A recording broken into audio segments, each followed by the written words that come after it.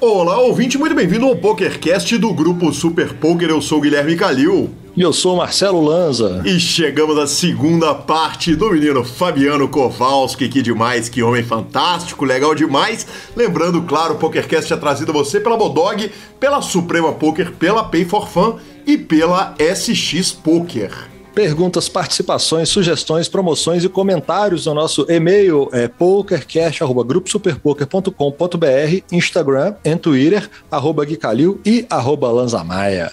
Nosso telefone é 31 975 18 9609 para mandar áudios no WhatsApp. Essa semana temos um áudio muito curioso e para entrar no nosso fabuloso grupão do Telegram. Bora de notícias, vovô? Vambora de notícias, não sem antes falar da Suprema Poker, a evolução do poker online, e está chegando 2 milhões Progressive Knockout da Suprema. Quem não gosta de um PKO? Dia 16 de outubro, domingo agora, às 16 horas, cumprindo aquela tradição que quando não tem torneio de 1 milhão, tem torneio de 2 milhões, eventualmente até de 3 milhões.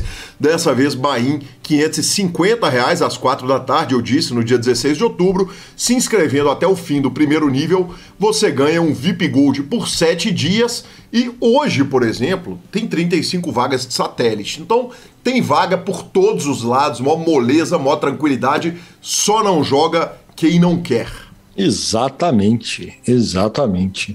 Cara, começando a notícia, quer dizer que temos mais desdobramentos do Vala 4, é isso? Então, cara, mais desdobramentos eu acho que é colocado de uma forma muito leve, Lanzinha. A gente achou, nós tivemos a nossa reunião ali de jornalistas, Grupo Super Poker e tal, não sei o quê, absolutamente impressionados com a audiência, com a repercussão que a mão tá dando. Eu admito que, para um cara que não assiste série, né, então eu não tô acostumado a ficar tão obcecado por um assunto durante tanto tempo, a não ser torneios de pôquer, mas esse eu não aguento. Diariamente consumo muitas horas de material, lendo Twitter, como eu não li há muito tempo, acompanhando todas as paradas, discutindo com um monte de gente. E vamos começar com a segunda semana de análise da mão do Valete 4. É claro que eu vou recomendar, quem não ouviu o programa da semana passada, vale a pena, porque a gente não tem como recapitular toda aquela notícia que nós trouxemos. Então, partindo daquele ponto em que a gente parecia claro, ou pelo menos a gente estava com o sentimento, não só eu como você, né, Lanza, também Fabiano Kowalski, também o Breno Campelo, também o Dudu Silva, também o Alan, que alguns deles voltaram para o programa de hoje para passarem as impressões atuais deles a respeito disso. Tava meio todo mundo ali acreditando que era bem provável que tinha sido só um call spewy, né? Um call bizarro mesmo. E a gente solta o programa, Rodolfo edita, o programa vai pro ar, e aí começa a acontecer uma série de eventos que são muito impressionantes. Em primeiro lugar, a gente tinha dito que que havia uma investigação do Hustler, do próprio Hustler e da empresa contratada pelo Hustler, para Hustler Cassino, local onde aconteceu a mão, para poder contar e tentar chegar ao fundo dessa história aí, encontrar se realmente tinha acontecido alguma coisa de errado. O Hustler anunciou o seguinte: a gente não entendeu nada, não viu nada de errado com a jogadora em questão, mas descobrimos que um funcionário nosso, o nome do funcionário é Brian, ele roubou 3 fichas de $5 mil do stack da Hobby J.D. Lu, somando um total de $15 mil. Aí quem é o Brian? O Brian é um funcionário do Hustler que tem acesso à produção da transmissão televisionada. Então, quer dizer, é um cara que está lá dentro, nas internas do cassino, e em investigação do Joe Ingram, nós vamos falar um pouquinho a respeito dessa investigação, ele descobriu que o Brian trabalha na sala onde fica a transmissão, onde ficam as cartas expostas da transmissão, e que há 2 ou 3 semanas ele havia movido um móvel, tipo um armário de arquivos, para reorganizar, para dar uma reorganizada arquitetônica, sabe, Lanza? Na sala de transmissão. Só que ele tira o móvel e coloca o móvel... Perdão. O rapaz então, tem um cacuete, tem um quê de arquiteto, é isso? Exatamente, o decorador, no caso, né? Decorador, designer de interiores. Exatamente, exatamente. Só que, coincidentemente, o móvel de arquivos da sala de transmissão ele foi parar em frente à câmera que faz a segurança dessa sala. E a mesa dele, aparentemente, foi parar mais próxima do lugar onde dá para ver quais são as cartas da mesa da televisão, as cartas em tempo real. Ou seja, a câmera passa a não ter acesso a ele para eles poderem avaliar o que estava acontecendo ali dentro daquela sala enquanto a transmissão estava acontecendo. Quando o cassino conta a história do roubo dos 15 mil dólares, a Robbie, a jogadora sob qual pairam as suspeitas, avisou o seguinte: olha, eu conversei com alguém, um delegado, um policial, e ele me disse o seguinte: o Brian é um cara sem passado criminal, ele não tem problema para trás. Então, por causa disso, eu não vou prestar queixas contra ele. Quer dizer, eu não vou prestar queixas, é importante a gente dizer, contra um cara que efetivamente roubou 15 mil dólares do stack dela em fichas. E ela disse, alegando o seguinte: eu não quero estragar a vida dele. Além disso, ela posta uma mensagem supostamente enviada por ele para ela, que é um inbox de rede social, agradecendo o fato dela não prestar queixa. Na mensagem, que por sinal é bem esquisita, ele diz o seguinte: primeiro, que ele tem 2 filhos para criar, que ele está numa situação financeira muito complicada, que ele realmente havia subtraído as fichas, mas que ele não sabia que o stack era dela, e muito obrigado por você não complicar mais a minha vida e tal. No final das contas, eu sou um menino bom, kid é a palavra que ele usa. E ele termina ainda a mensagem, que supostamente foi escrita por ele para ela, falando o seguinte: que ele acreditava que ela tinha dado um call maravilhoso no Garrett e que estava na hora de colocar os profissionais no lugar deles. Isso tudo, claro, numa tradução livre que eu estou fazendo do post dela. Quando acontece isso tudo, quer dizer, a gente já está agora, nesse momento, numa soma de fatores que está tornando a situação muito esquisita, né? A série de coincidências. O Joe Ingram recebe o Haralabos Voulgaris, que é o grande apostador que virou consultor da NBA, e o Haralabos, junto com o Bill Perkins, o milionário que joga pôquer, colocam 100 mil dólares de recompensa.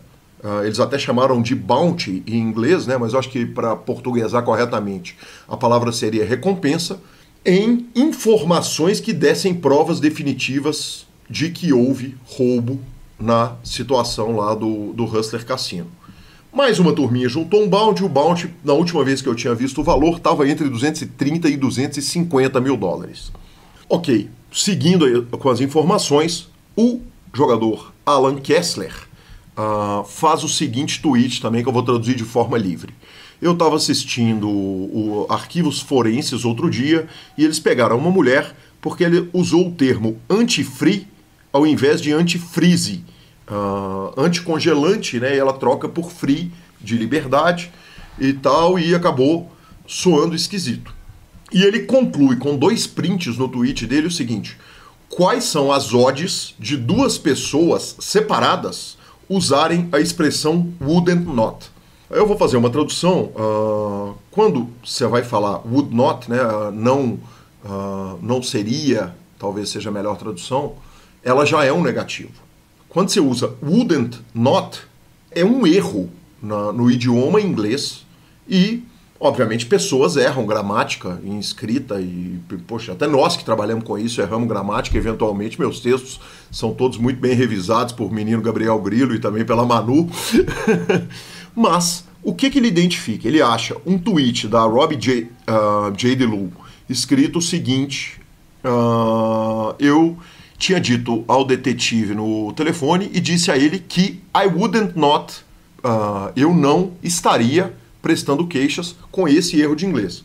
Na nota que o Brian supostamente escreve para ela, a tal nota que ele fala que ele roubou as 3 fichas do stack, etc e tal, no 3º parágrafo, ele vira e fala o seguinte: alguém como você ser tão gentil para devolver o dinheiro para o Garrett, um bebê chorão, e gentil o suficiente de me poupar wouldn't not Quer dizer, não teria como não ser uma pessoa tão bacana quanto você é. Quer dizer, ele indica numa mensagem super esquisita que o Brian escreveu para ela o mesmo erro de inglês que ela comete numa tuitada dele, e um erro de inglês que é raro. Quer dizer, certamente existe um grupo de pessoas, mas meio difícil imaginar que duas pessoas que estão envolvidas no mesmo caso vão cometer o mesmo erro de inglês, o que seria, portanto, indicativo de que ela, a Robbie, ou quem quer que estivesse tweetando na conta dela, fosse a mesma pessoa que escreveu a nota do rapaz.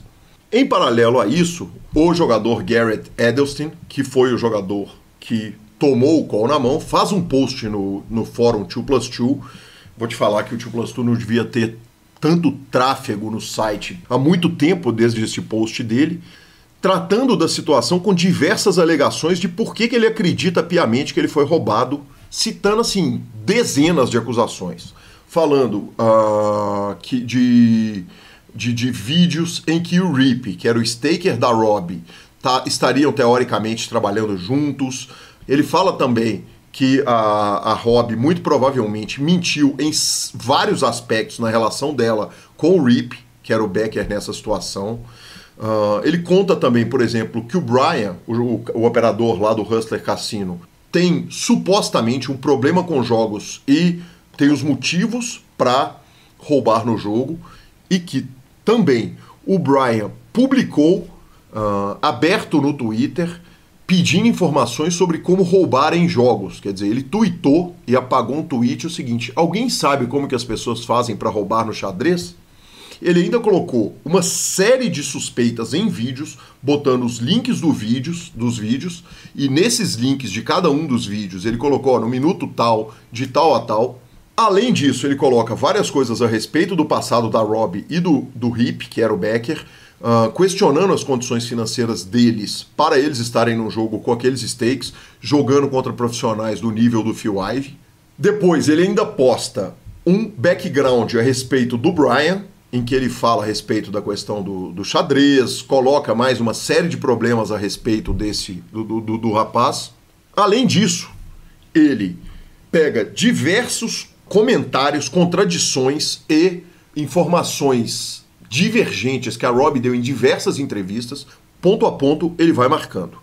Enfim, depois dessa lista do Garrett, ela avisa o seguinte: eu li o texto, quer dizer, a novela que o Brian escreveu ao meu respeito, eu estou marcada para ter um detector de mentiras, um teste de detector de mentira, eu não vou mais responder a respeito desses vídeos, eu continuarei no meu esforço para provar a minha inocência. Enfim, ela segue com isso e fala o seguinte: eu não vou mais falar a respeito dessa situação até agora. Uma coisa que ela diz após esses acontecimentos todos serem revelados, inclusive a questão do passado do Brian, é que ela mudou de ideia e ela vai sim prestar queixas contra o Brian por ter roubado as 15 mil fichas dela lá no stack. No programa do Solve4Why, o Matt Burke ainda incluiu o seguinte: olha, além do negócio ter saído em vários jornais e na Sports Illustrated, a ESPN aparentemente já está olhando esse caso para fazer, quem sabe, uma matéria ou talvez um super documentário, um episódio do 30 for 30, alguma coisa do gênero nesse sentido. Ainda, o Joe Ingram fez uma investigação própria, ele foi atrás de todo mundo que faz transmissão na Califórnia e em Las Vegas, ou pelo menos as principais pessoas que fazem as transmissões, e discutiu com pessoa por pessoa os quesitos de segurança das salas. Ele falou a respeito, por exemplo, da questão do PokerGo, que o PokerGo tem, sem dúvida nenhuma, a transmissão mais segura do mundo, que a sala deles é praticamente o seguinte: é invasável qualquer informação, os cuidados que os caras têm com a sala de operação, com quem está dentro da sala de operação, contanto que várias informações elas não precisam passar pela mão ou de ninguém, ou pelo menos não mais do que de uma pessoa. Mas aí ele coloca o seguinte: o estúdio do PokerGo, ele está situado em Las Vegas e sob a influência da Comissão de Jogos de Nevada. As transmissões de Los Angeles, todas em algum grau maior ou menor, elas têm problemas que precisam ser avaliados nessas transmissões para que não ocorram novas coisas como essa. Eu vou lembrar ao espectador e ao professor Marcelo Lanza, eu não sei se eu falei isso na primeira edição do PokerCast, mas no dia que aconteceu, que essa mão estourou e o mundo inteiro estava falando sobre isso, eu estava com uma amiga muito querida e eu pirei, né? Eu comecei a procurar informação e tal, no meio da balada ali, eu comecei a procurar e falar, cara, que coisa inacreditável, que coisa impressionante. E ela virou e falou, Gui, pra vocês é bom, né? É uma notícia muito legal. Eu falei, não, pra nós é um desastre. Pro poker, toda vez que acontece uma coisa dessas, como aconteceu com o Mike Postle, é muito ruim, estando ela errada ou não. Enfim, aqui, Lanzinha, eu termino a parte factual dando os 2 últimos updates. Primeiro, o Matt Burke, no Soul4Why, pediu ao Hustler o seguinte, gente, se vocês não estão absolutamente corretos de que o sistema seus é inviolável, por favor, parem de transmitir os seus cash games. E o Hustler Cassino respondeu com uma nota oficial o seguinte, o Hustler Cassino contactou a Comissão de Jogos da Califórnia e resolvemos que a gente vai abrir, a investigação está aberta, mas a gente vai continuar com a nossa live stream e o Hustler continua transmitindo cash games, inclusive ontem eles estavam ao vivo. Lanzinha, aqui a gente termina a parte factual do que aconteceu e eu quero ouvir sua opinião, mas eu acho ok eu dar minha opinião antes. O que você acha? Mete bala. Então tá joia. Eu terminei o programa passado com a sensação de que, na dúvida, a gente sempre tem que dar o crédito pro réu. Quer dizer, a gente vai ficar do lado de quem está sendo acusado. A verdade a respeito desse caso agora é o seguinte, não há prova, né? Não tem mão no pote de biscoito que foi pega. E, obviamente, isso tudo que foi citado para trás, pode ser uma série de coincidências desafortunadas para o Hustler, para o Garrett, para o poker, para a própria Robbie. Agora, pensando com a cabeça de quem pensa poker, né, de quem pensa em probabilidade, de quem pensa em estatística, uma série de acontecimentos desafortunados como esse acontecerem no dia que um call desse é dado dessa forma, Lanzinha, eu não acusaria sem prova de nenhuma forma, mas eu fico muito tendencioso a pensar, se eu fosse apostar, se eu tivesse que apostar e a gente tivesse alguma forma de saber qual é o fim dessa história, no programa passado eu falei, acho que a discussão está encerrada, e esse programa a gente já está agora há 15 minutos falando só a respeito desse assunto, se eu tivesse que apostar, eu apostaria que teve alguma treta, e alguma treta cabulosa. Continuo dizendo o seguinte, provavelmente existe o risco da gente nunca saber o que aconteceu, mas bizarrice e coincidência tem limite, e se eu tivesse que botar o meu dinheirinho, eu te falo o seguinte, eu acho que teve treta e eu acho que ela está envolvida na treta, sim. Bom, sentiu, né? Sentiu, Galvão? Sentiu o tiro? Ou então eu posso dar uma outra simplificada e falar significa. eu gosto muito da referência Ronivon, viu, Lanza? Ronivon merece referências eventuais, assim, que é um clássico de vídeos, mas talvez signifique. Assim. Continua, igual você falou, não tendo provas diretas, objetivas e conclusivas, mas de fato várias outras suspeitas e, vamos falar assim, movimentos estranhos estão sendo colocados em questão, né? Eu acho, cara, o Hustler é isso que ele tem que fazer. Tipo, se ele quer, vamos falar, tirar o dele da reta, mostrar que lá o negócio é sério, etc e tal, ele tem que abrir uma investigação cabulosa, detalhar tudo e no final provar que não teve roubo, porque aí ele vai provar que o sistema dele é bom e vai ter credibilidade. Se ele fizer pelas metades, eu acho que ele não vai gerar a credibilidade que ele precisa, porque acaba que a imagem do cassino de fato está em xeque, né? Junto com da confiabilidade da transmissão, não do cassino em si, né? Sim. Mas eu acho que tem que ser agora, cara. Se tá levantando muita hipótese, se o negócio continua rendendo, não tem conversa não. Agora vai para dentro, detetive, polícia, investigação e vamos descobrir no final das contas se é ou se não é. Vai na casa do Brian, celular para cá, Rob, celular para cá, e bala. Agora esmiuça o negócio e descobre o negócio de uma vez. Lanzinha, vamos descobrir ou não, né? De qualquer, Ou não. De qualquer forma, algumas coisas são importantes a gente colocar. Você colocou a respeito do Hustler e no programa passado eu falei o seguinte, cara, parece... Eu duvido que o Hustler vá querer investigar isso demais, porque é o país do processinho, né? Os Estados Unidos têm essa questão com litígio, né, de processos milionários e tal, e em defesa do Hustler, ainda que eles continuem fazendo a stream deles, e cara, eu realmente aí eu acho que é difícil a gente se sentir capacitado a opinar, e eu acho difícil também que alguém vá arrumar alguma treta com tantos olhares em cima do Hustler nos próximos tempos, né, na transmissão deles. Acharia bem bizarro acontecer alguma coisa esquisita lá a essa altura do campeonato. Mas eu falei que eu achava que o Hustler não ia ajudar nas investigações, e não é o que está aparecendo.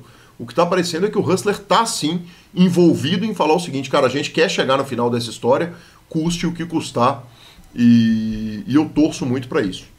Lanzinha, teve uma pergunta muito legal, cara, do Rafa Duarte. O querido Rafa Duarte perguntou o seguinte, Gui, depois de ser depelado, destrinchado, esmiuçado pelas análises pós-episódio do Hustler Cassino, qual que é a chance do Garrett Edelstein sair positivo numa mesa de cash dos Estados Unidos? Quando ele me fez essa pergunta, eu até entendi mal. Eu estava entendendo a respeito da imagem, dele ficar com a imagem arranhada. Eu falei, cara, pelo desenho das coisas, eu acho que ele não vai ter problema nenhum. E aí depois ele corrigiu, ele falou, não, eu tô falando o seguinte, cara, todo mundo analisou tanto o jogo do cara, tantas mãos que ele jogou nessas lives, e ele joga jogos de stakes muito caros. Qual é a sua opinião a respeito? Quer dizer, o jogo dele tá completamente exposto agora depois desse episódio, e você acha que vai ser mais difícil para ele ganhar dinheiro nos jogos? Eu dei minha opinião para ele, Lanzinha, mas gostaria de ouvir a sua. Cara, eu acho que se fosse considerar assim, eu acho que não muda muito não, pra te falar a verdade, porque essa turma que tá acostumada a jogar na televisão, né, em jogos televisionados, hoje em dia a gente tem review de um monte de coisa, de um monte de situações, de um monte de moto, a galera já estuda um a um, né, cara, se você quiser ver o Phil Ivey jogando, por exemplo, você vai ter, sei lá, disponível quantas 1000 horas de transmissão dele jogando. Então, eu acho que toda vez que você se dispõe a jogar televisionado, sim, você dá, né, algumas dicas do seu jogo, pode ficar um pouco mais explorável se eles conseguirem principalmente detectar alguns leaks ali no seu jogo, mas não acho que tem grandes diferenças não, porque essa turma tá meio que acostumada a jogar jogo caro na televisão, e é bem isso aí, eu acho. É curioso que a gente não chegou a conversar, né, a respeito desse assunto. Foi uma semana maluca, tanto para mim quanto para o senhor, e foi exatamente a resposta que eu dei para ele. Eu falei, cara, olha, entre os prós, eles estão certamente jogando GTO, um contra o outro. Então, e contra os recreativos, que é onde esses caras vão ganhar a maior parte do dinheiro deles, os caras não vão conseguir explorar. Então, acho que eu tô de acordo com você. Você acabou gerando uma conversa muito boa. Obrigado, Rafa. Obrigado pela participação e pela pergunta, que veio em ótima hora para compor a nossa pauta. E aí, Lanzinha, claro que nós vamos para o áudio dos nossos especialistas, começando por Breno Campelo. Boa noite, galera do PokerCast. Breno Campelo falando direto de Vegas. Semana passada eu passei aqui para dar minha opinião sobre a hobby, e eu estava inclinado somente pelo lunatismo dela, né, pela loucura da mão, e tem tantos novos fatos surgindo, novas evidências, não comprovam ainda, né, o fato do ter acontecido um roubo na mão, mas minha opinião mudou. Eu hoje em dia estou mais pro lado de que algo aconteceu, e se eu tivesse que betar, eu ia no roubo. Mas eu não tenho certeza, obviamente, que ninguém tem, de que de fato aconteceu, mas minhas fichas iriam pro lado do roubou. Essa é a minha nova opinião. Semana que vem eu tenho outra e volto aqui de novo, beleza? Valeu, Calil, valeu, Lanza. Desculpa a barulheira do Cassino de Vegas. Valeu! Maravilhoso, Breno, muito obrigado. Daqui a pouco tem notícia do senhor logo ali na frente. Vamos para o áudio de Eduardo Silva, do 850, que também opinou sobre o caso. Fala, Calilzão, como é que você tá? Tranquilidade?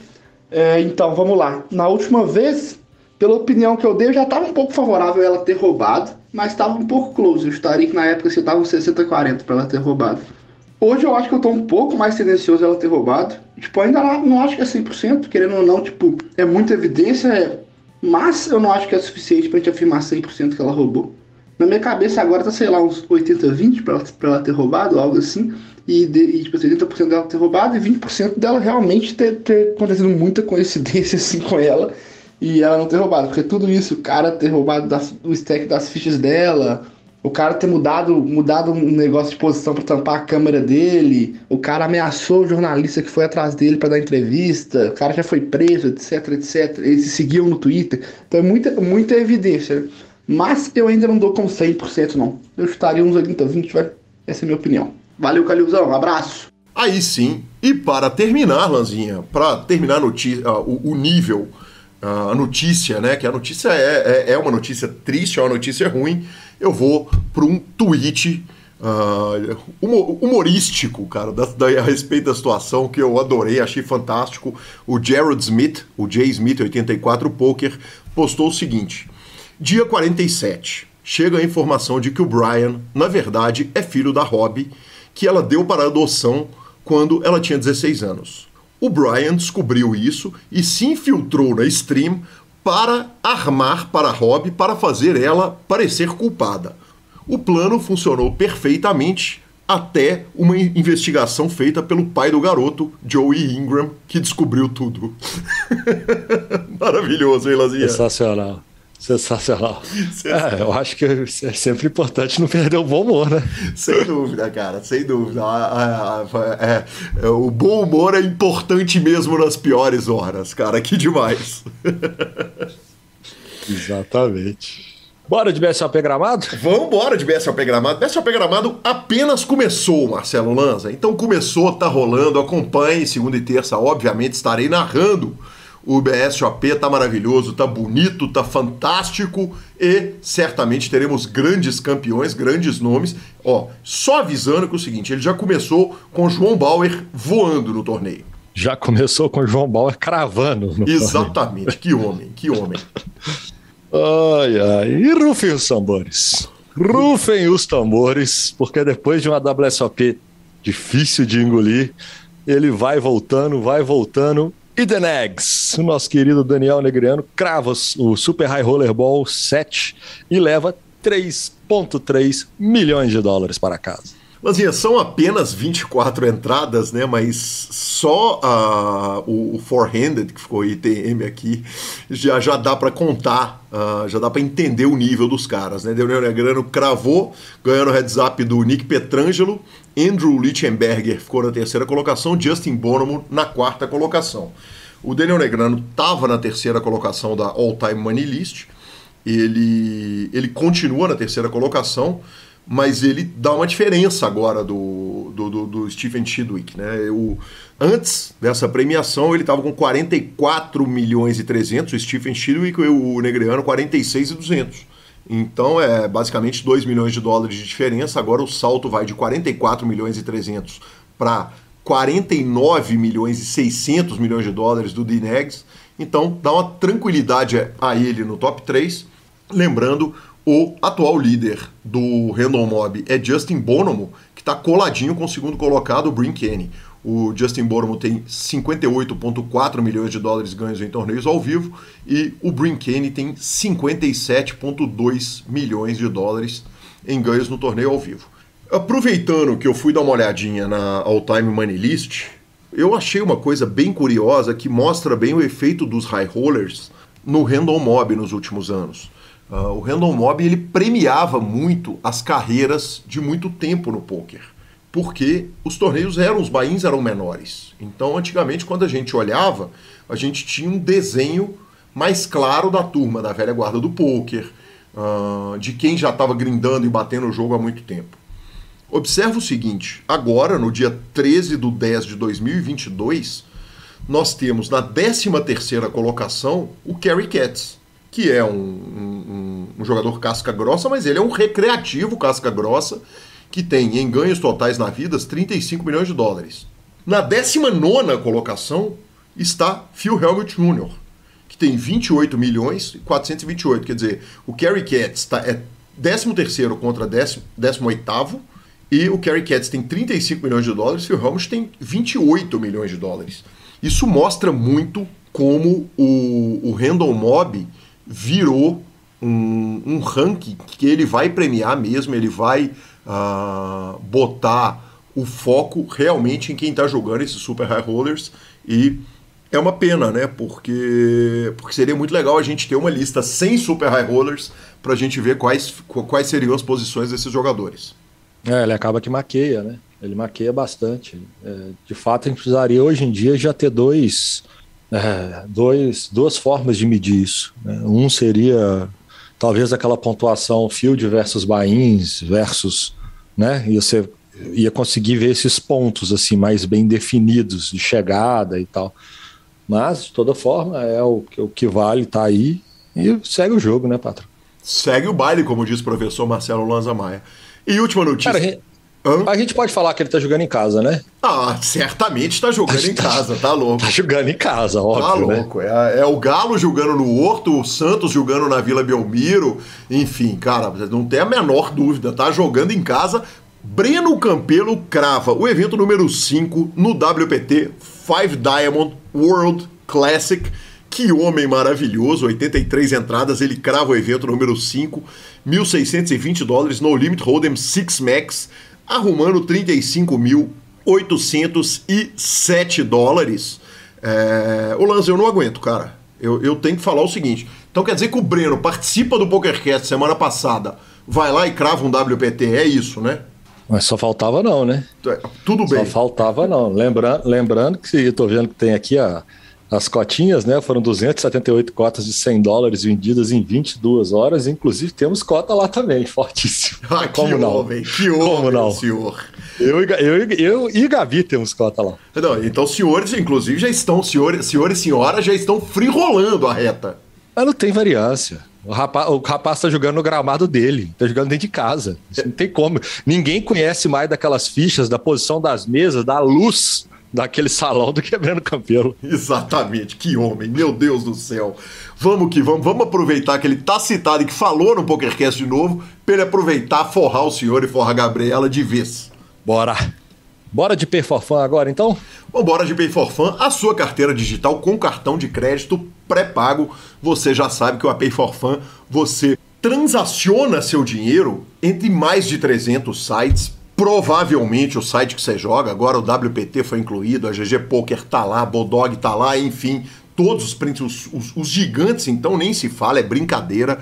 E use a Pay for Fun, uma carteira digital com cartão de crédito pré-pago, player-to-player transfer, atendimento 24 horas, atendimento fantástico, e eu uso, é o meu cartão de vida, é o cartão pré-pago da Pay for Fun, e ficamos com a palavra de Rodrigo Garrido. É isso aí, Gui. Então, a Pay é uma carteira eletrônica que qualquer jogador, qualquer pessoa que utiliza os sites de poker e os sites de aposta, ele pode centralizar esse valor ali, ou seja, ele não precisa ficar com o dinheiro preso em um site. Ele simplesmente saca para o cartão, depois manda do cartão para o outro site, e tem a vantagem que dentro dessa carteira eletrônica ele consegue transferir para um amigo. Ele manda para quem ele quiser esse valor e o amigo deposita depois também para o site que ele quiser. Fica muito fácil você transacionar essa ficha entre os sites e entre as pessoas. E vamos para a entrevista de Fabiano Kowalski. Kova, quando você se vê no cenário do poker mundial, no que diz respeito a nível técnico, onde que você se enxerga no gráfico de jogadores? Em qual percentual de melhores jogadores você se colocaria em comparação com o field de poker mundial hoje? Isso é uma pergunta impossível de responder, eu acho. Tipo, eu não conheço o jogo dos outros jogadores para poder me posicionar dessa maneira, né? Uhum. Perfeito. Tipo, perfeito. Basicamente isso. Acho que qualquer pessoa que te responder isso, falar, eu sou top 10, eu sou top 15, tipo, é um chute praticamente sem direção, assim, porque não dá pra saber, né? Você tem jogadores que, tipo, nem competem contigo, que são muito bons, como era o caso lá no EPT Barcelona. Tinha vários jogadores de cash lá que os caras chegavam lá com uma panca de tiozão e falavam, nossa, vou matar esse cara. Aí, porra, quando eu vi, eu tava lá dando check raise river as bluff com ball blocker, e falava, porra, Que é isso? Daí vai conhecer o cara depois, ele joga NL5K lá. Então, não tem como saber exatamente qual nível você tá em questão de, tipo, top 10, top 15, top 20, tipo... O que eu sei é que eu tenho muita coisa para melhorar no meu jogo e tenho muito interesse em melhorar, sabe? Eu quero continuar jogando os jogos competitivos e tal, quero continuar competitivo nesses buy-ins que eu jogo. Então, para isso eu preciso estar trabalhando igual ou mais do que os outros, né? Então, é só isso que me importa, continuar trabalhando e jogando melhor do que eu joguei ontem. Perfeito, Cova. Cova, eu conto na sua entrevista que em algum momento eu chego na casa, se não me engano, de algum jogador, e o jogador está com uma tabela, e eu falo, que tabela é essa? E a pessoa fala, é a tabela de range do Kowalski.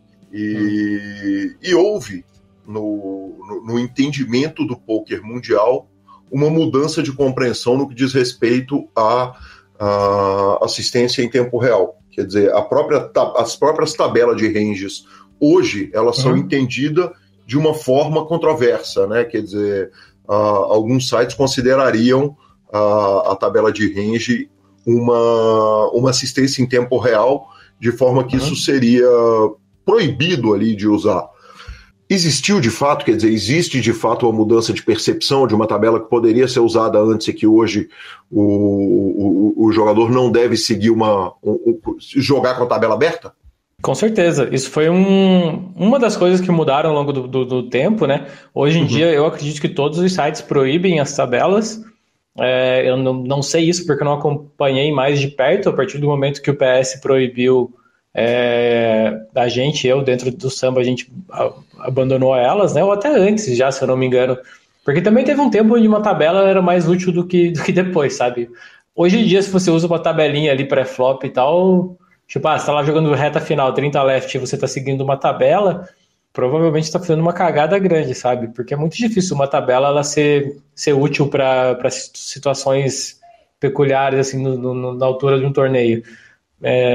Mas enfim, falando sobre a legalidade delas, eu lembro bem na época 2014, se eu não me engano, eu jogava Stitch and Go, era Supernova Elite lá, e a gente usava umas tabelas tipo de ranges assim para alguns momentos. E aí a tabela assim que era um print screen, tipo, se tivesse um print do range, isso ali continuava liberado. Mas aí o PS mudou para não liberar mais tabelas 3D.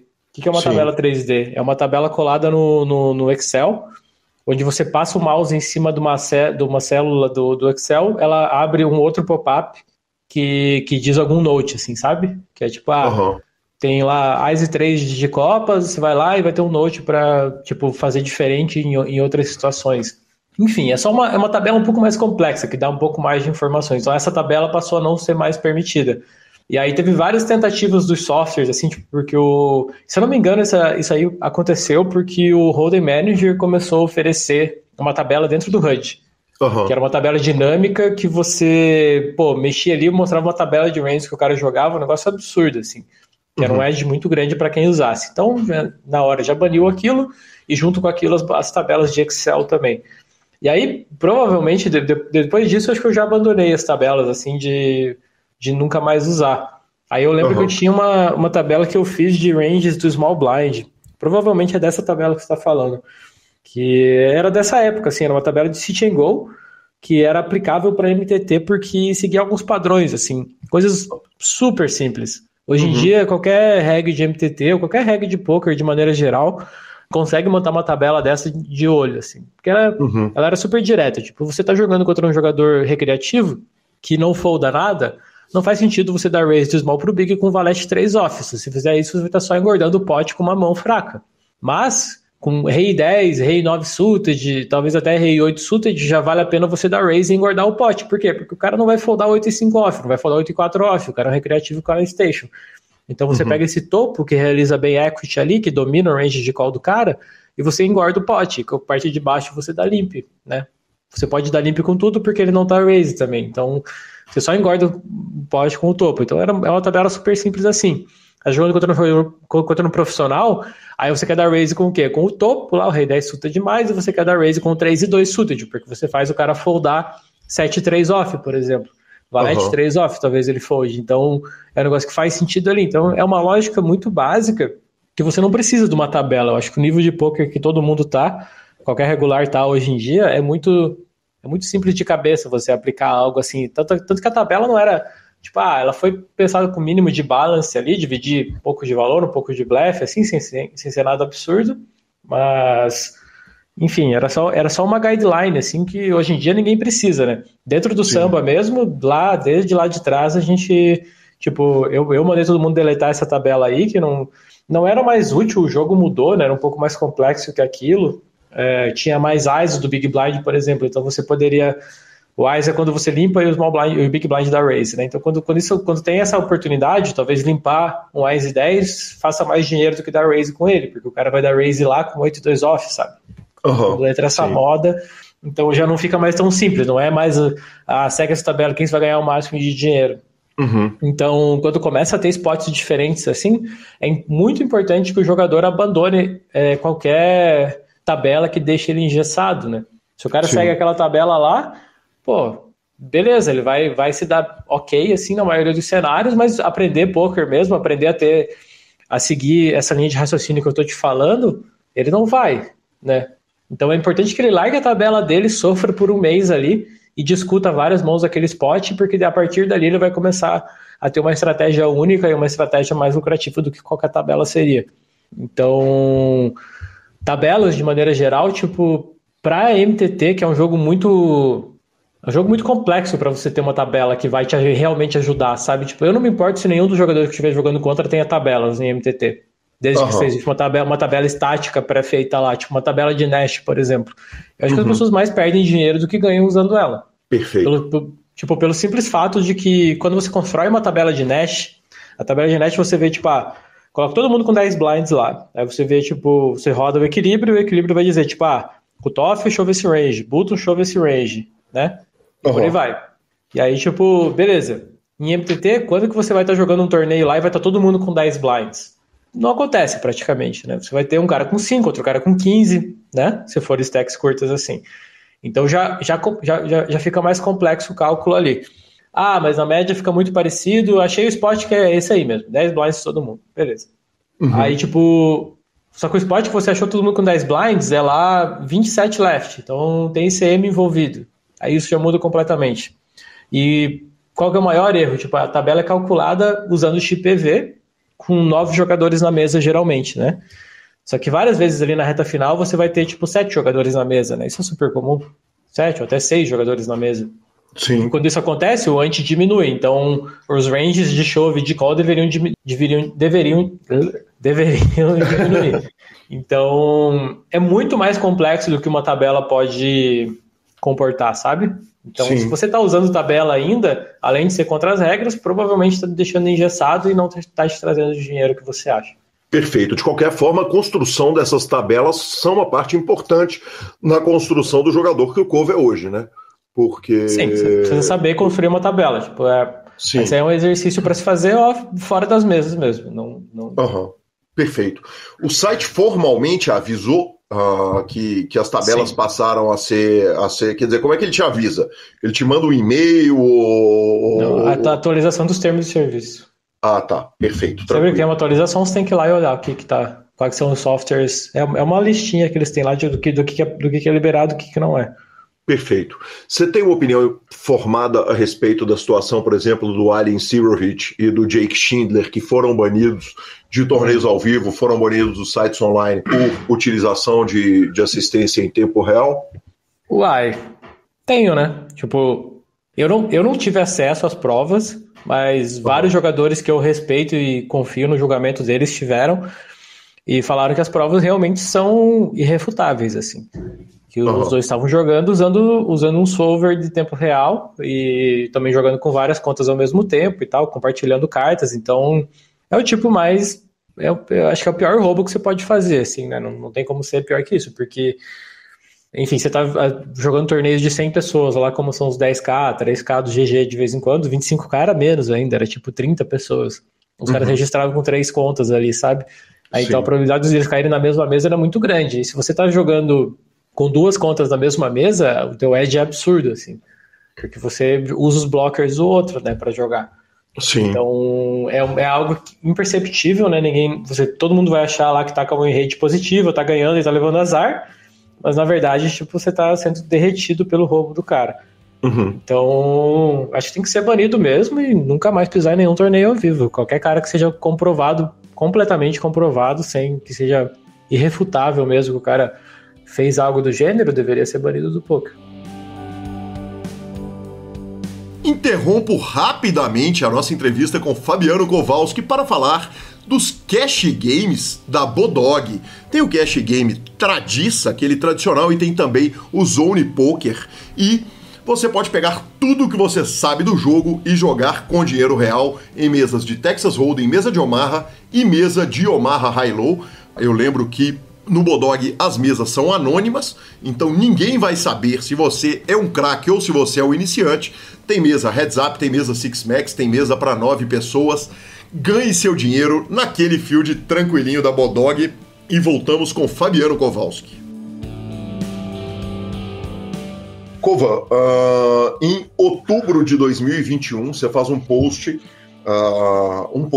importante, né, que é, talvez, eu não sei se controverso é uma boa palavra para usar, que é o seguinte: precisamos esclarecer uma coisa, rakeback é lucro, isso não é uma questão de opinião.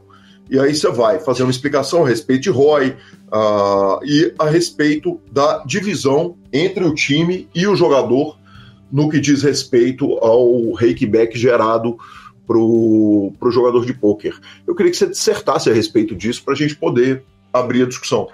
Não é nenhuma questão de, não sei se controverso, só porque alguns times praticam ainda isso que eu considero bem absurdo, né? Só para dar uma recapitulada para quem não viu o post, não lembra. Quando você joga um torneio de poker, você paga uma taxa lá, que geralmente ela é bem alta, né? Tipo, coisa entre 8 e 10, talvez alguns torneios até 12% do valor do buy-in. E isso impacta diretamente no teu retorno sobre investimentos daquele torneio, né? Então, para você bater um torneio que tenha 10% de ROI, você já precisa ter no mínimo uns 12 ali, né? De ROI, de tipo 12% de vantagem contra o field, porque você vai estar pagando aquela taxa. Então, é algo que come diretamente do ROI, esse valor. Os sites percebendo isso e percebendo que ficaria difícil bater para uma boa parcela do field, ficaria difícil bater um 109, por exemplo, com $9 de rake, percebe que, tipo, baixar o rake, assim, seria uma coisa, enfim, estranha de se fazer, né? Baixar a taxa, mas eles criam políticas ali dentro, onde eles conseguem manipular para devolver um pouquinho dessa taxa e tornar aquele jogador que, tipo, é minimamente lucrativo, que geralmente vai quebrar rápido e tal, um jogador um pouquinho lucrativo. Sim. Então, acaba tornando lucrativo, por exemplo, torneios de Chang'e, como eram os que eu jogava antigamente, né? Que eram os Hyper Turbos. Sim. Neles, a maioria dos profissionais que jogavam lá tinham entre 0 e menos 1% de ROI bruto, né? Tipo, na hora que joga o torneio, a gente perdia tipo 0,5% de ROI. E só que pós-rakeback, o rakeback chegava acho que o rake era tipo 6% e a gente tinha 70% de rakeback.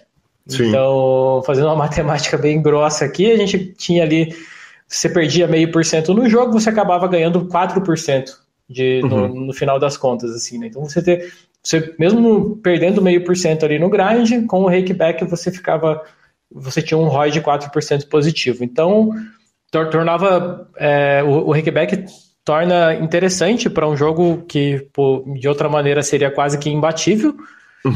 Acaba tendo um fluxo muito grande dentro do site, né? Então, é uma política, enfim, é por isso que o site faz, né? O rakeback. E o rakeback, ele vem dessa forma, né? Ele vem como um lucro do jogador, é como se a taxa ficasse um pouquinho mais barata. Só que ele vem entregue em parcelas, assim, né? Tipo, geralmente, no GG você pega toda semana, no PS uma vez por mês, e por aí vai. As políticas foram mudando ao longo do tempo, mas ele vem num book ali, né? E o que acontece é que, tipo, alguns times mantêm a política de, quando o jogador recebe esse book, o time pega para eles, né?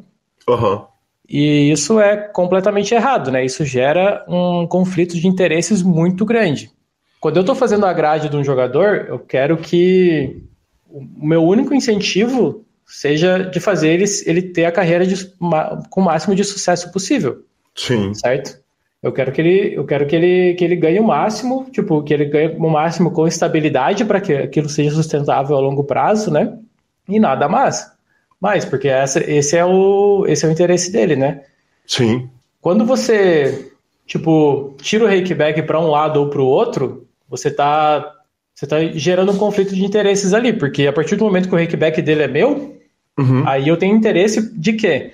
De que ele jogue uma grade onde ele não tem uma lucratividade tão grande, mas que ele gere o máximo de rake, porque aí o rake eu tenho 100%, o rakeback no caso, né? E do lucro dele eu tenho só 50%. Sim. Então é um conflito de interesses gigante, que gera vários problemas, né?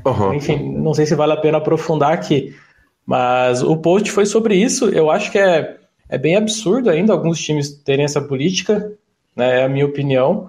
Perfeito. Se tiver mais dúvidas sobre o assunto. Sim. Houve repercussão negativa? Quer dizer, você tomou porrada ao postar essa opinião?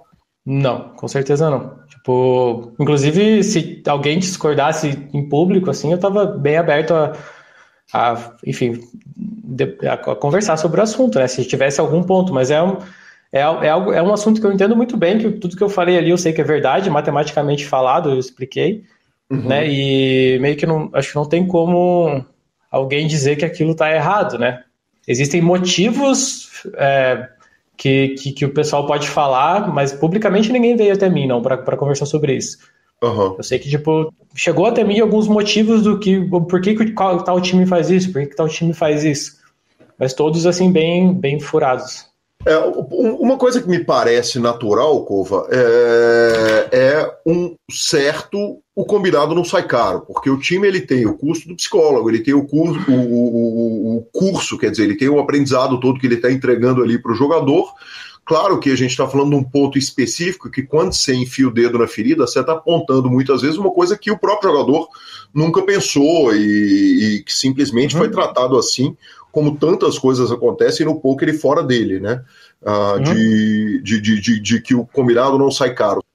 Obviamente é uma coisa delicada tratar a respeito do assunto de forma pública e você foi com coragem discutir a questão. Só para te interromper aí, tem uma parada que você falou que me chamou a atenção.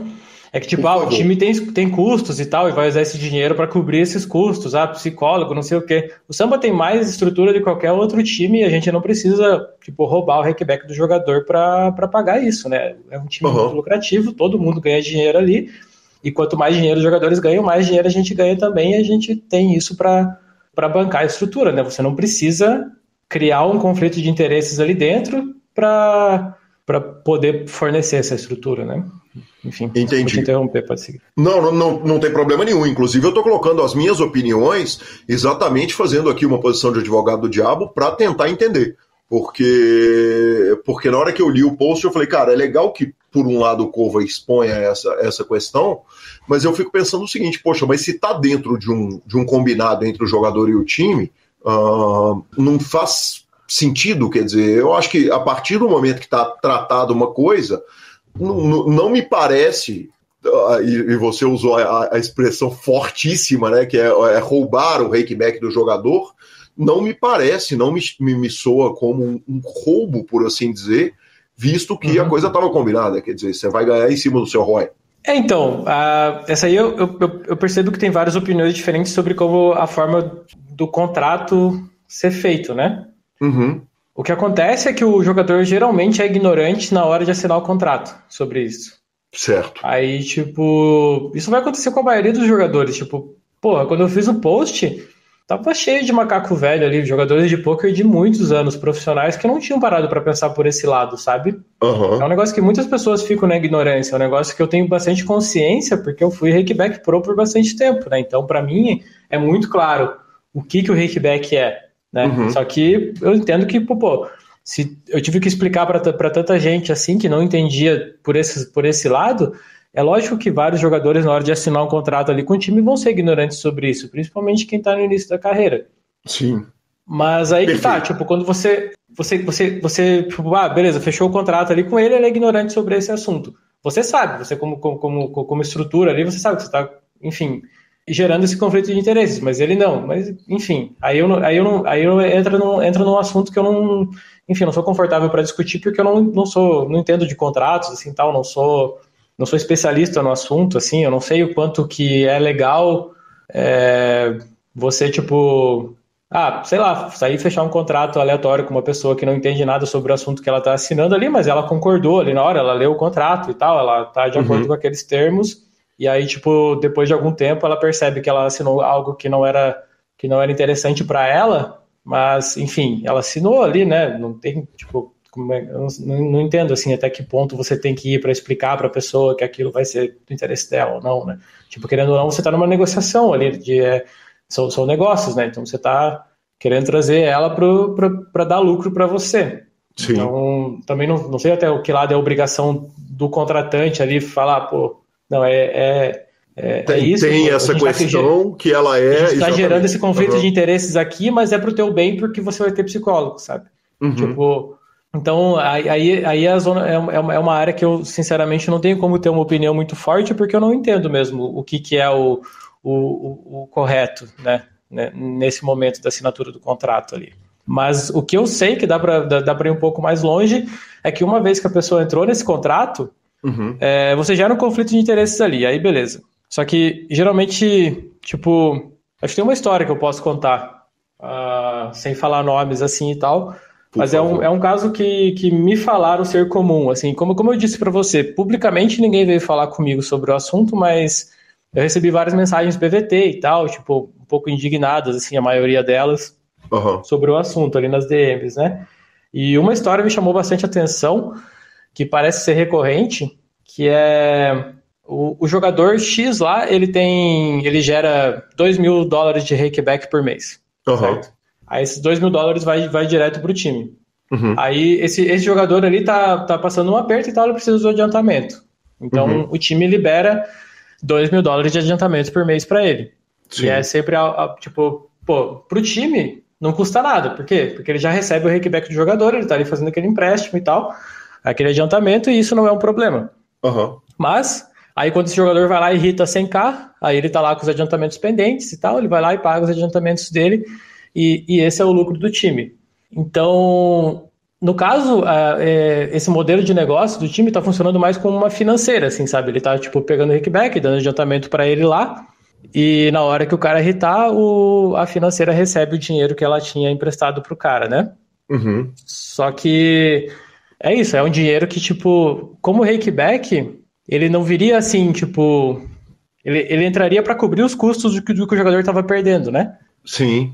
Então, ele não é diferenciado, assim, ele não deveria ser diferenciado, não é um dinheiro que entra e aquele dinheiro vai limpo para o time empresta limpo para o jogador, é uma confusão que você está montando ali, né? O rakeback, ele entra como lucro, ele entra como se fosse um ITM ali, tipo, ganhou $2.000 naquele mês, aquele $2.000 é como se fosse ITM num torneio lá. Se você perdeu 10 mil, não, você perdeu 8 mil, se você ganhou 10 mil, não, você ganhou 12 mil. Deveria ser assim, né? Cova, enfim, perdão, me pega mais a parte do conflito de interesse do que a parte da questão contratual. Porque a questão contratual, eu sou muito do combinado não sai caro. Então, se eu vou fazer um acordo, um trabalho qualquer e tal, não sei o que, ainda que tenham coisas ali do contrato que eu posso não estar enxergando, né? Eventualmente, teoricamente, pelo menos na teoria, existe um questionamento seguinte, mas o tratado foi esse, quer dizer, tá lá no contrato, tá explícito que o rakeback gerado, ele vai ser do time, e a partir do momento que o jogador topou aquilo, seja para um contrato de 30%, 40%, 50% o lucro dele, ele tá entrando num acordo. A parte dos interesses opostos, ela para mim é mais curiosa, porque, por exemplo, na entrevista com Elias Abeneto, que é especialista em montagem de grade, ele estava contando o seguinte, muitas vezes a gente vai fazer uma grade para um jogador que precisa tirar mais dinheiro, e a gente, às vezes, eventualmente pode, inclusive, tirar o domingo inteiro da reta do cara, tira torneio de série, tira torneio grande, porque a gente entende que num torneio menor, ele vai conseguir fazer uma renda fixa mais firme, mais garantida para ele, e ele vai conseguir viver do poker no longo prazo muito melhor do que se ele for jogar todo domingo Sunday Million, que ele pode nunca realizar a vantagem que ele tem sobre o field num field gigantesco desse. Agora, o próprio Elias coloca o seguinte: o problema é que quando você está um time tá te dando aula, tá te ensinando, tá te dando toda a estrutura, e aí eu tô falando do psicólogo, mas tem o psicólogo, tem a aula, tem o como é que chama?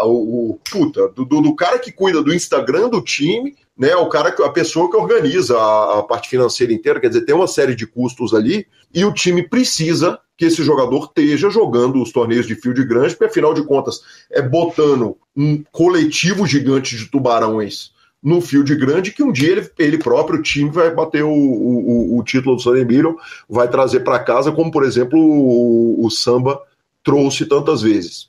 Você está falando ali, quando você trata o assunto do rakeback, você fala o seguinte: existe um conflito de interesse, quer dizer, o time puxa para um lado, para o time é interessante colocar o jogador para gerar um rake gigante, às vezes num torneio que ele não bate o ROI com alguma sobra, mas de certa forma também, por outro lado, para o time é interessante que o jogador esteja ganhando o máximo possível para que ele consiga manter o talento, segurar o talento que ele agrega ali para ele. Acho que você tá querendo entender um pouquinho mais como funciona esse conflito de interesses, né? Exatamente. Então, é mais ou menos assim, tipo, se você tem um jogador com 5% de ROI, geralmente o gráfico desse jogador vai ser aquele eletrocardiograma, assim, ele vai, sobe, desce, sobe, desce, sobe, desce, e ele nunca engrena, a não ser que ele hite algo muito grande, né? De muitos e muitos buy-ins, assim. Se você tem um jogador com 10% de ROI, esse gráfico já começa a subir com uma certa consistência. Com 20% de ROI já começa a ficar mais bonitinho o gráfico, aquele gráfico que a gente já começa a falar, opa, esse caminho aqui é o que a gente mira. E, tipo, dentro do time, a gente tem que sempre mirar nesse gráfico, porque nesse de 20% e acima disso, o cara começa a ter ganhos com consistência, assim, já é bem mais difícil ele ficar meses perdendo, sabe?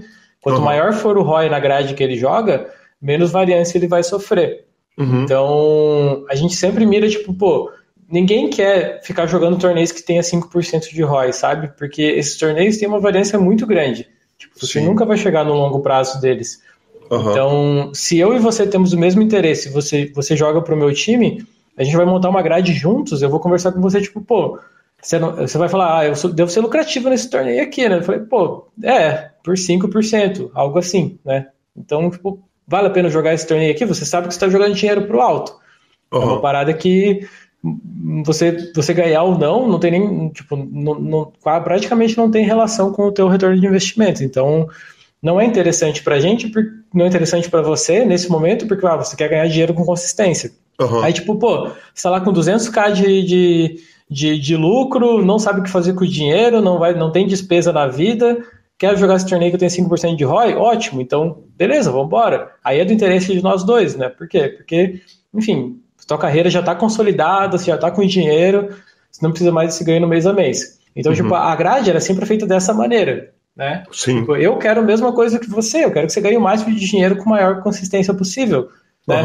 Tipo, eu não quero que você jogue um torneio que tenha 5% de ROI porque o Samba tem essa variância já dominada, sabe? Porque, tipo, se você perder e outro cara ganhar, pra mim não me importa que você perdeu, não é assim que funciona. Eu quero que você ganhe no mês a mês, porque assim você consegue performar melhor. Você consegue, se está com os seus boletos pagos ali, você consegue ir ganhando todos os meses, você vai jogar um poker de um nível melhor, então você vai ganhar mais e tal. Então, a gente tem esse mesmo interesse. Eu quero que você construa a carreira mais lucrativa possível.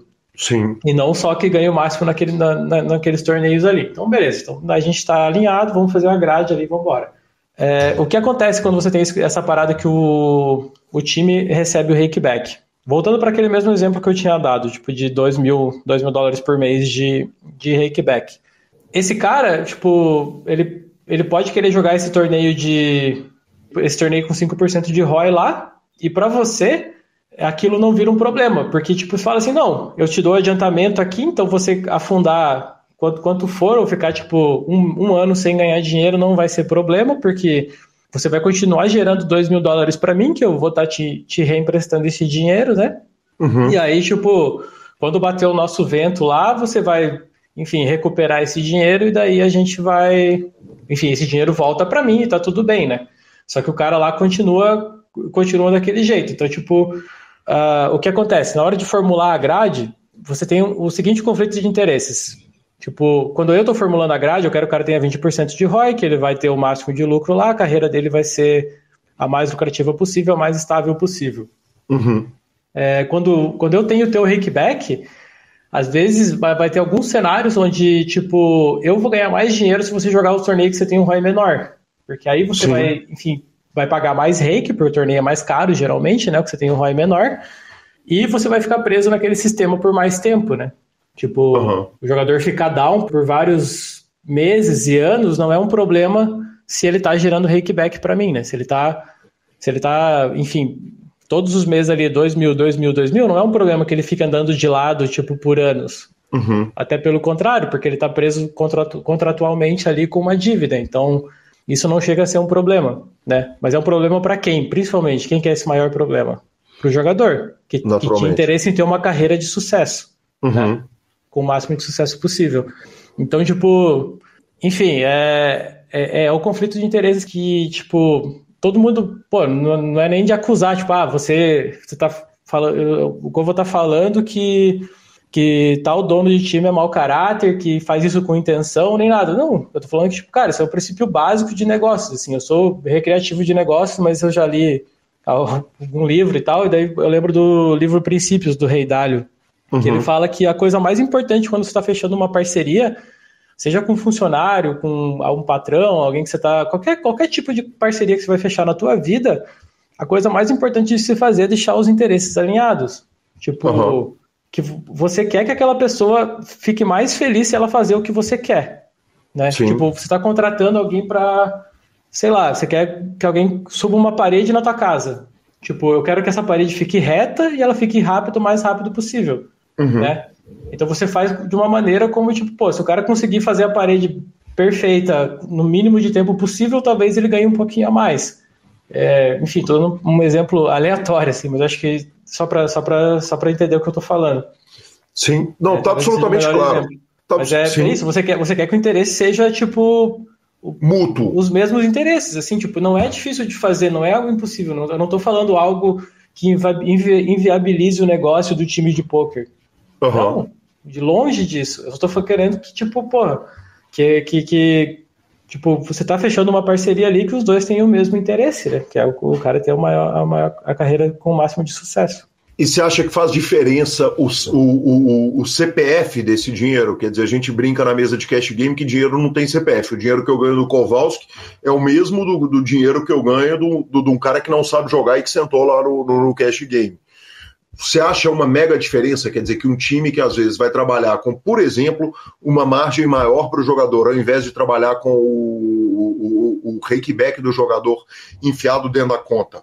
Você entende que isso é um problema? Quer dizer, que enfim, eu estou tentando me colocar na posição de um dono de time, né, que não devolve o rakeback, mas que eventualmente isso pode ser compensado com outras coisas. Você acha que isso continua sendo uma questão gravíssima, ou grave, pelo menos, na relação entre o jogador e o time?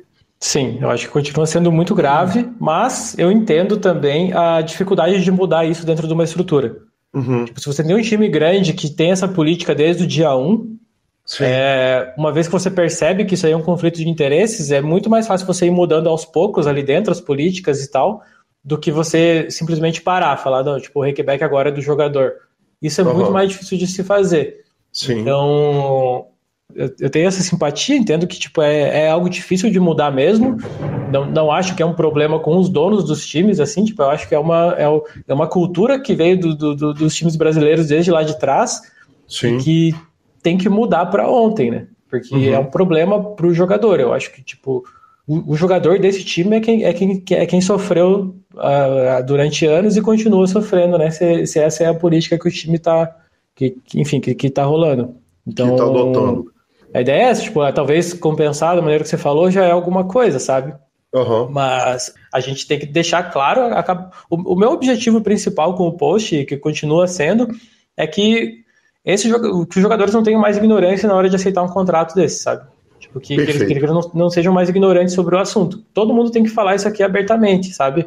É um assunto que tem que rolar em todas as rodinhas. Todo mundo que começa a jogar poker tem que entender que, tipo, o rakeback é lucro, e qualquer pessoa que diga isso, que diga o contrário, sabe? Ou que queira fazer uma parceria onde ela ganha de um lado, você ganha do outro e tal, isso vai gerar um conflito de interesses que pode dar problema lá na frente.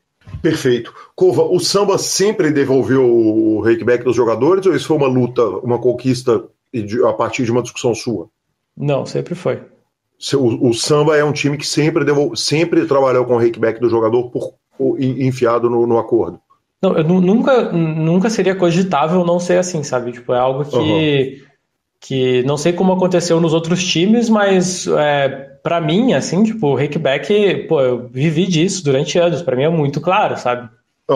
Que o rakeback, ele é lucro do torneio, que, tipo, às vezes ele demora um pouquinho pra pingar, porque você tem que liberar uns baús lá hoje em dia, ou, enfim, os bônus, mas o rakeback, ele é lucro do torneio.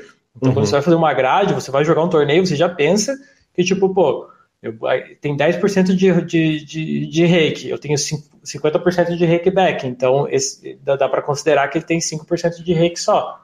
E aí você decide ou não jogar aquele torneio. Então sempre foi assim, eu nunca vi de uma maneira diferente, não. Perfeito. Cova, para a gente encerrar a discussão do rakeback. O rakeback, algumas vezes a gente discutiu a respeito da importância do rakeback para o ecossistema. Você falou algumas vezes que você foi o rakeback pro, né? Um jogador que jogava ali andando de lado e que o lucro vinha principalmente do rakeback. E a grande argumentação dos sites é que tirar o rakeback do jogador profissional facilitava o field. E isso de tudo não é uma mentira. Quer dizer, na hora que você pega para pegar um exemplo de um ouvinte do PokerCast, que eu sei que não vai se incomodar, mas Dr. Maurício Mosa, que é médico, que senta para jogar uma série e tal, o rakeback dele é o mínimo, porque ele vai jogar muito pouco, ele imprime muito pouco volume ao longo do tempo, e ele não consegue ver efetivamente a cor desse rakeback quando ele está dando um tiro por mês, ou qualquer pessoa da mídia, ou qualquer um que trabalha com poker e que vai lá jogar de vez em quando. Você considera que o rakeback é uma parte essencial para o ecossistema? Sim, pelo volume de jogos, né? Tipo, você precisa de regulares ruins ali também, porque isso vai fazer com que o recreativo perca talvez numa velocidade menor, assim, né? Mas e que tenha jogo lá, esse é o principal. Tipo, o rakeback, o cara que ganha mais pelo rakeback ali, ele é um cara fraco que, tipo, não vai arrebentar o recreativo na hora que ele sentar lá, que ele não vai conseguir fazer os exploits que ele pode fazer, sabe? Que o profissional pica faria. E tem muitos deles, né? Você consegue colocar muitas pessoas para jogar e vai fazer com que uma série pague uma nota pro primeiro, vai fazer com que as mesas de cash estejam rolando o tempo todo ali, 24 horas por dia. Vai fazer como que o volume de sit and go seja grande para quando o recreativo tiver um tempo de sentar no computador, ter mesas rolando ali, ele não ter que sentar e ficar esperando. Então, eu diria que é essencial para o ecossistema e não é... E, tipo, isso aí era uma opinião antigamente, né? Tipo, cada um achava uma coisa diferente, mas o PS fez o teste.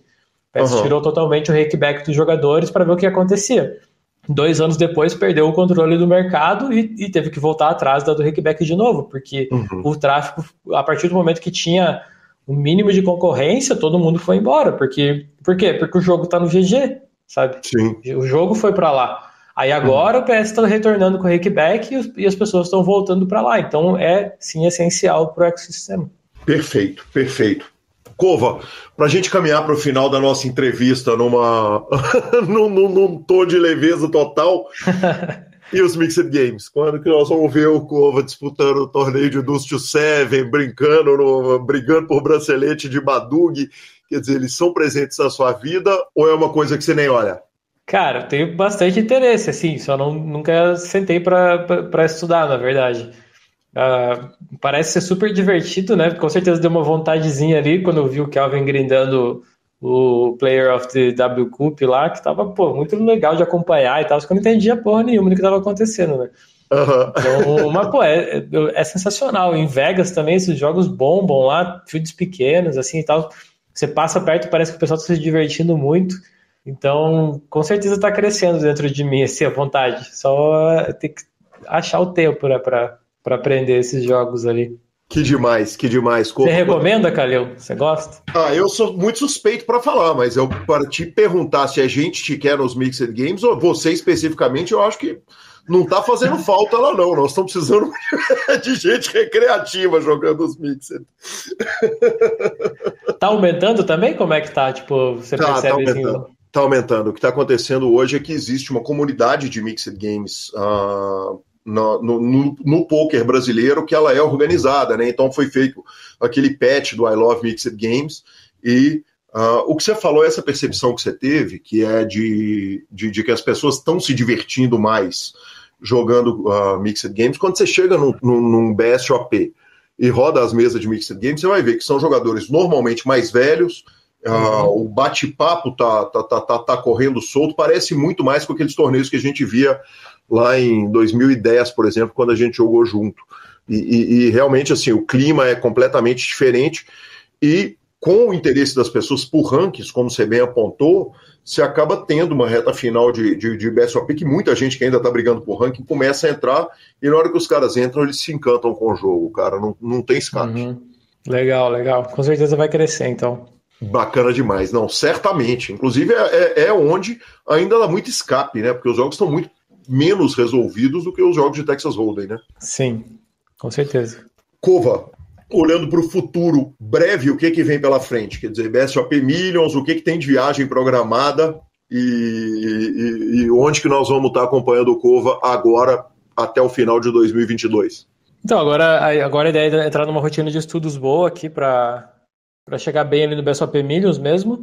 Vai ter o WCUP Main Event no dia 5 de novembro agora, que eles mudaram, né? Então tem esse torneio meio perdido ali numa ilha. Uhum. Então tem esse grind bom ali e vai ter o BSOP Millions. Daí eu vou estar lá. Aí acho que o próximo evento depois do BSOP Millions vai ser Bahamas mesmo. O Poker Players Championship lá, que é um torneio maravilhoso e tal. Já vai acontecer pela segunda vez. Então o evento é muito bom de jogar. E vamos estar lá e daí ano que vem fazer os planos ali, jogar o Scoop depois, provavelmente, e os EPTs, né? Também Vegas. Vamos seguir jogando bastante live, bastante séries, assim, e tentando encaixar uma rotina forte de estudos entre elas para poder chegar bem, né? Chegar bem. Maravilhoso. Considerando valores iguais, um bracelete aleatório do WSOP ou uma cravada no EPT de Barcelona do ano que vem? EPT, com certeza. Bacana demais.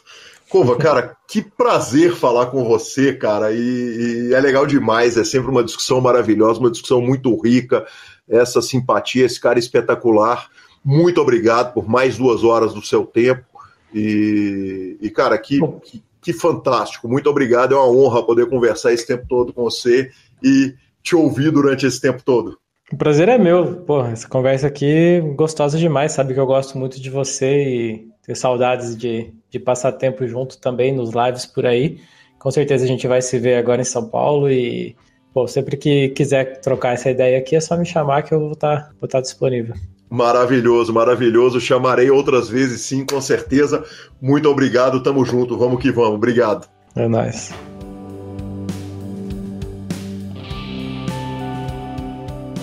Marcelo Lanza, que homem é Fabiano Kowalski, que mente, que cara fantástico. Fora da curva. O menino é um monstro. Não é nem mais tão menino mais, mas é um monstro sagrado do jogo. Além de ser uma simpatia, né? Que cara bacana. Que cara especial. Muito obrigado, Cova, a casa é sua, que honra te ter aqui. E vamos para as redes sociais, não sem antes lembrarmos da SX Poker. SX Poker é o seu clube na Suprema, maravilhoso. Obviamente tem cash games 24 horas, tem torneios milionários, você está cansado de saber. O atendimento é super especial, sem taxa, sem burocracia, com bônus, com promoção. E se você não tem conta na SX, você pode criar sua conta e pedir um bônus de R$8, moleza. Então siga o Instagram da SX Poker e venha jogar comigo e com Marcelo Lanza Maia. Boa! Vai, redes sociais agora então? Redes sociais, Lanzinha, eu falei que eu ia pra... Eu tava lá em Juiz de Fora jogando pôquer na segunda-feira, joguei na segunda, e falei que na quinta-feira eu ia pro clube pra jogar o Badug com os caras, né, que eles jogam aquele Badug Pot Limit. Mas o que a turma do Espadas Poker Club lá em Juiz de Fora arrumou, Lanzinha? Botaram um bounty na minha cabeça pra gente jogar o torneio da quinta-feira. E adivinha, o baralho sorriu pra mim, de novo, sabe? Então o que aconteceu?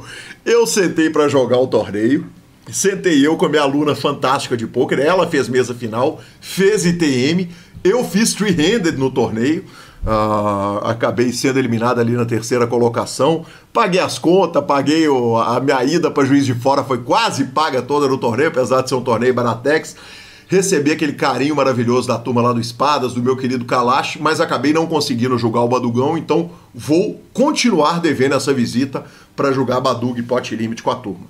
E, Lanzinha, eu fui no show do Pixies, no Rio de Janeiro, na terça-feira, e ontem eu cheguei em casa e falei, cara, tô querendo tomar uma, amanhã não é feriado nem nada, mas eu vou ter um monte de transmissão no final de semana, ontem era meio que meu último dia tranquilo à noite, e eu resolvi tomar uma no clube de pôquer, corri lá pro Sierra e cheguei lá, primeiro encontrei com a Dani, cara, que é ouvinte do PokerCast, e que ela foi tão carinhosa assim nos elogios e citando os momentos que ela mais curtia no PokerCast, citando um monte de entrevista, cara, e foi tão legal ouvir dela o carinho que ela tem pelo nosso trabalho aqui com o PokerCast do Grupo Super Poker, que eu não podia não agradecer no ar essa interação e esse encontro fantástico que eu tive com ela lá.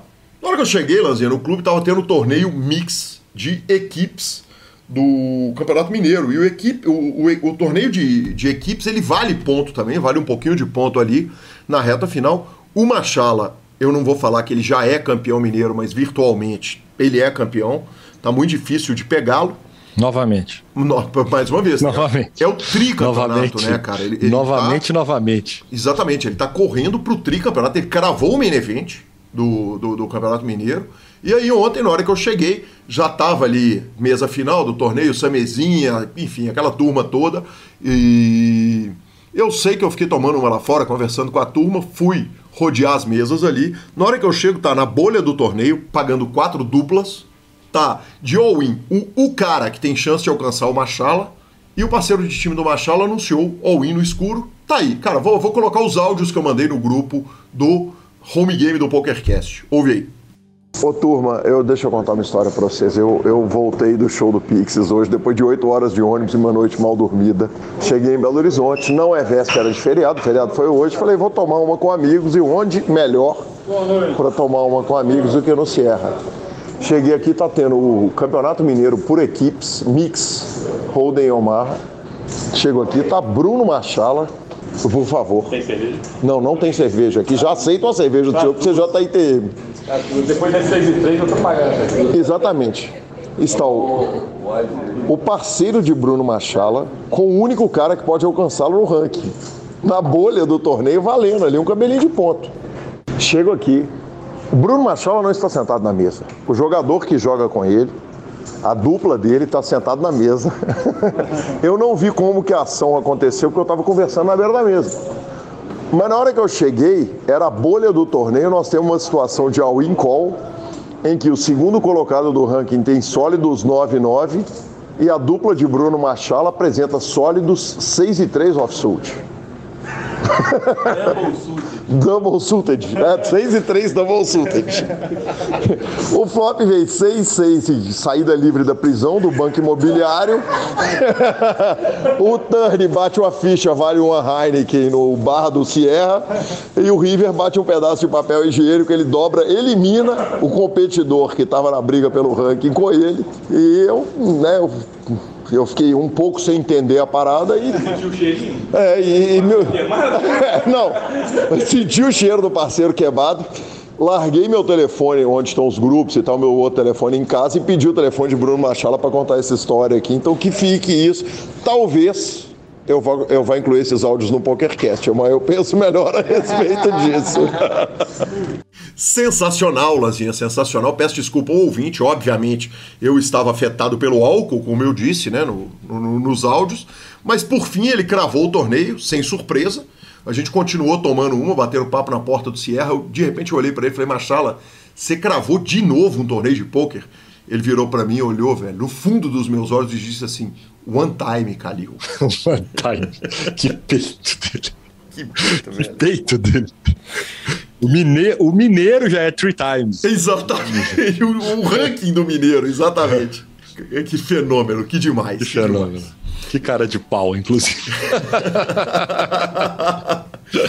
E Lanzinha, cara, eu fui pro Rio de ônibus e voltei do Rio de ônibus para assistir o show dos Pixies e fui dar uma conferida no e-mail, que a gente sempre falava que um dia ia chegar um e-mail, ia passar batido por nós e adivinha, cara. Achei o e-mail lá do dia 6 de fevereiro de 2021. Que vergonha, cara, que vergonha. 18 meses depois. 18 meses depois, mas eu vou lê-lo. Ednei Lene avisou o seguinte: a Mônica está perplexa. Eu mandei um e-mail para dizer que tem os caras que maratonam o PokerCast, mas eu duvido que alguém ouviu mais que eu. Eu já ouvi todos os episódios ao menos 5 vezes quando tô à toa. Eu duvido também. Nesse caso, eu duvido também. Temos um campeão. Quando eu tô... Paguem o homem. Paguem o homem. Eu volto lá, ouço do Mojave, ouço da Vivi, os primeiros, ouço tudo de novo, sempre pego algo de novo que eu não tinha prestado atenção. Queria também dizer que a Mônica tá perplexa pelo Yuri ter ganho mais um pouquinho e continuou ganhando nesses 18 meses também, só para contextualizar, né? Ele continuou ganhando, quer dizer, o e-mail tá atual, tá vendo? Exatamente. O campeão do Deveno é de Curitiba, quer dizer, o Deveno é o Brasil brilhando, Curitiba brilhando, também continua atual. E mandando um abraço falando que precisamos entrevistar o Ale Gomes, precisamos de fato entrevistar o Ale Gomes, Viva o Poker de Curitiba e do Brasil. E agora, 18 meses depois, temos até entrevista do Geraldo Campelo, que é o responsável pela coisa toda. Muito obrigado, pedi desculpa por e-mail e agora estou pedindo desculpa no ar por ler o e-mail com 18 meses de atraso, mas antes tarde do que nunca, né, professor? Fica a dica, tem que conferir o e-mail eventualmente. Não, cara, pode ser pelo menos mensal. Olha, fica a dica o seguinte, manda no WhatsApp que é muito mais fácil, o telefone tá aí na descrição dos nossos programas, mas não fujo da minha culpa nesse caso. Justo. Bora de finalização? Superpoker.com.br, tudo sobre poker no Brasil e no mundo. É mais que poker, é Super Poker. Na aba de clubes tem a guia de clubes do Brasil, onde jogarei a agenda diária de torneios. No YouTube, transmissões ao vivo dos maiores torneios de poker do mundo, análises técnicas, programas de humor e muito mais. Mibilisca.com, cobertura mão a mão de torneios pelo Brasil e pelo mundo. E twitch.tv/Grupo Superpoker, reta final dos brasileiros com o jornalista Alan Ferreira. Dica cultural. Alanzinha, eu vivi mais um momento inesquecível, né, cara? A banda cujo pôster ilustra o centro da minha sala de visitas, o Pixies, foi tocar no Rio. Eu liguei pro querido amigo, entrevistado do PokerCast, chefe 2 estrelas Michelin, homem fantástico e maravilhoso, Alberto Landgraf, e ele me recebeu na casa dele. Nós tomamos aquela breja, fomos pro show. Eu estava realmente muito emocionado, foi a terceira vez que eu vi o Pixies, e ele vendo a minha emoção, ele falou uma frase que eu nunca vou esquecer. Ele falou, cara, foi tão importante a sua presença quando eu fiz o pódio do 25K High Roller no BSOP, e é muito legal eu poder agora estar num momento que é tão importante para você, que é ver sua banda preferida aí. Então, cara, eu só posso agradecer ao querido Alberto Landgraf por ter me recebido. Pô, nós fomos jantar depois do show, o carinho com que ele me recebeu no Rio de Janeiro foi fantástico, foi sensacional. E a dica cultural é, quando tiver a chance de ver a banda do seu coração, veja, não perca. Obrigado, Alberto. Boa. Tô sem, vai, de novo, tá difícil. Eu admito, tô num momento complicado em relação a conseguir um pouquinho mais de tempo para poder ver as coisas que eu gosto e tal, mas prometo que semana que vem eu dou um jeito de ver alguma coisa nova e postar aqui, porque eu dou meu jeito, vai, semana que vem eu mando alguma coisa, vai. Vamos que vamos, cobrem de Marcelo Lanza, @GuiCalil e @LanzaMais são os nossos Instagrams e Twitters. PokerCast é trazido a você pela Suprema Poker, pelo Bodog, pela SX Poker e pela Pay for Fun. Estamos no Spotify, Deezer, YouTube, Amazon Music, Podcast Players. Nos indique, nos dê 5 estrelas, mande no grupo da família do poker de todo mundo, e a edição é do maravilhoso Rodolfo Vidal. Um grande abraço a todos e até a próxima semana. Valeu! If you're lying game, oh, I tell you I'm your man. You win some, lose some, it's all the same to me. If pleasure's to play, it makes no difference what you say. I do shadow green, the only kind of game is the ace of spades. The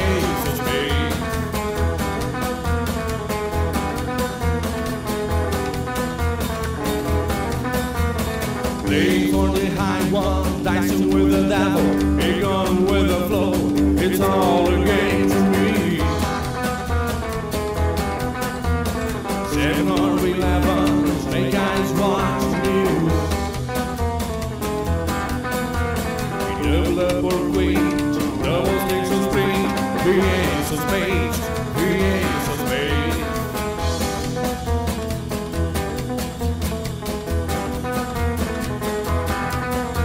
You know I'm on the news and gambling for food, but that's the way you like it, baby. I don't want to live forever.